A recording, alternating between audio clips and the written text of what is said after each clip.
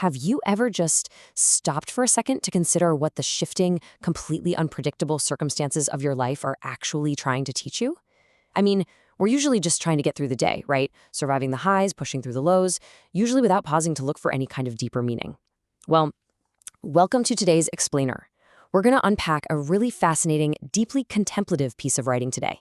It's this collection of insights, structured almost like poetry, honestly, that challenges us to look at life's dualities, the good and the bad, the loud and the quiet, and it frames them as these profound teachers. It's called Seasons Are Lessons Extraordinaire. So let's jump right in. The title itself really sets the stage for us. Seasons are lessons extraordinaire. The whole premise here is that life doesn't just happen to us randomly. It unfolds in seasons. And these contrasting seasons, they serve as, extraordinary lessons for all of us. The text we're exploring today is built entirely on contrasts. It literally takes two completely opposing ideas and just puts them right next to each other, which kind of forces us to reconcile the messy reality of the human experience.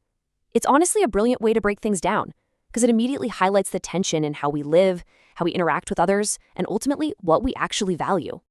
But before we dissect all these dualities, we really need to know whose mind we're exploring here, right? Which brings us to the author of these insights, Oluyomi Ola-David. The observations we're digging into today are entirely hers, and to truly grasp these insights, we have to understand the incredibly unique lens through which she views the world. She brings a very specific, multifaceted perspective to these contemplations. So, who is she? Well, Ola-David describes herself as a Nigerian who just deeply loves people. She's also highly engaged in the world. She notes her passion for global development and transformation, and she's out there actively working to generate solutions, influence policy, and provide strategic clarity. But here's the really interesting part. Her foundation, the lens through which all of this very practical policy and strategy is filtered, is deeply spiritual. She explicitly states that her Father God owns and rules the universe, and that he is the wheel within her wheels. So as we look at her words today, just keep in mind that she's constantly merging this highly practical, policy-driven focus on society with a deeply rooted spiritual worldview. She's essentially looking at the cold, hard mechanics of the world, but she's always searching for the soul inside of it. Section 1. The Social Dynamics, Exploring Societal Contrasts. All right, let's start with her reflections on how society responds to economic status and visibility. Her very first point here is pretty stark. She pairs poverty excuses many visitors directly against prosperity pulls sundry neighbors. She is just so acutely observing the isolating nature of poverty here. I mean, think about that word excuses. It's so powerful. It implies that when someone finds themselves in a season of poverty, people suddenly find reasons, excuses, right, not to show up. But contrast that with prosperity. Prosperity doesn't just attract. She specifically says it pulls sundry neighbors. It has this magnetic, almost unavoidable gravity to it. She's shining a light on a rather uncomfortable truth about human nature and the sometimes superficial conditions under which we offer our companionship to others. And this leads right into another brilliantly illustrated societal dynamic. She writes, "Purity lives in the wilderness, while pollution squats in the open square." You really have to notice the verbs she's using here. Purity lives. It exists, yeah, but it's way out in the wilderness. It's hidden, it's isolated. It probably requires some real effort and intentionality to actually find it. It's certainly not forced upon you. But pollution, it squats. Think about what that means. That is a deliberate, stubborn, and honestly ugly action. And where exactly is it squatting? Right in the open square. Right in the dead center of our public, shared spaces. She's pointing out that while virtue and purity might be super hard to find in the bustling center of society, toxicity and pollution, whether we're talking literal or moral pollution, are highly visible and completely inescapable. Moving on to Section 2, Navigating Personal Trials, the Internal Journey. Okay, so that covers her take on the external world.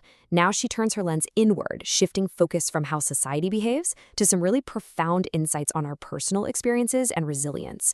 And she kicks off this internal journey with this beautiful natural metaphor. Failure stings like a bee, contrasted with goodness streams like sweet honey.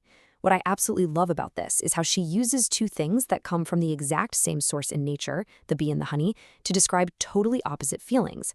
Failure is sharp, isn't it? It's sudden. It's this acute pain that catches you totally off guard. It literally stings. But goodness Goodness isn't some sudden shock to the system. She describes goodness as something that streams. It's this continuous, soothing, rich flow. She's reminding us that while the sharp sting of failure is always going to grab our immediate attention because, well, it hurts, the goodness in life is actually a steady, sweet current if we just allow ourselves to stop and taste it. Then, out of nowhere, she hits us with this incredibly punchy, isolated thoughts. Now remains the doormats. I mean, just let that sink in for a second. What is a doormat? It's something you wipe your dirty feet on. It's something you literally step over to get to where you actually want to be, inside the house. By describing the now, our present moment, as a doormat, she is making a brilliant critique of human nature. We constantly disregard the present. We just use it as a place to wipe our anxieties, carelessly trampling all over today because we are so desperately rushing to get into tomorrow. It's a real wake-up call, a stark warning to not treat your current season of life as just some obstacle to be stepped over. Which brings us to Section 3, Character in a Violent World, True Measures of Worth. This is where we get into her final set of reflections, and honestly, they might be her most powerful. Having looked at society and then the self, she now merges the two together, reflecting on personal character and grace in a pretty unforgiving world. She writes, "Stale tunes to popular noise." Basically, if you are just tuning yourself to whatever the popular noise of the day happens to be, she argues you go stale. You lose your freshness, your originality, your actual substance. You just become an echo of the crowd. But what's the opposite of that? She says, Grace chose a pillar.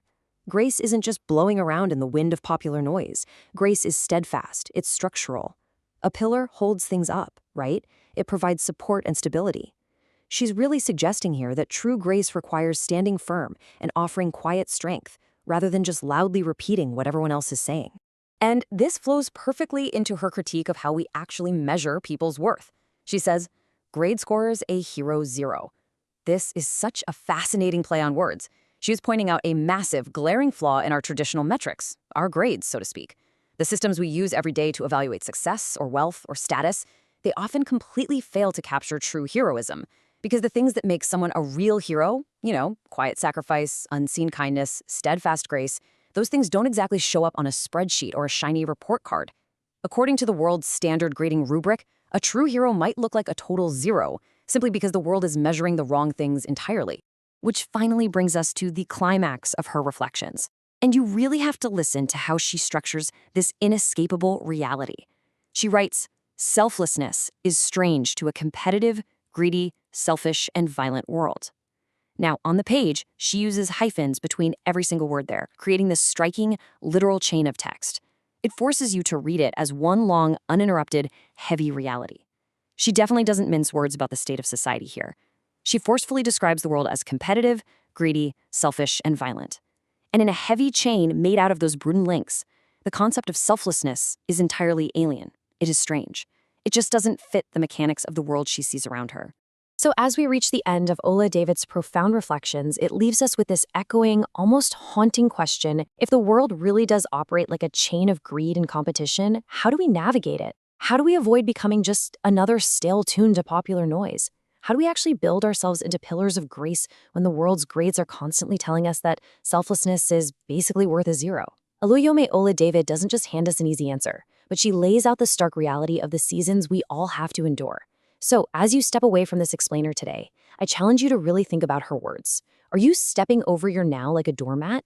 Are you just tuning into the noise? Or are you striving to be that strange, beautiful spark of selflessness in a really demanding world? Think on that for a bit.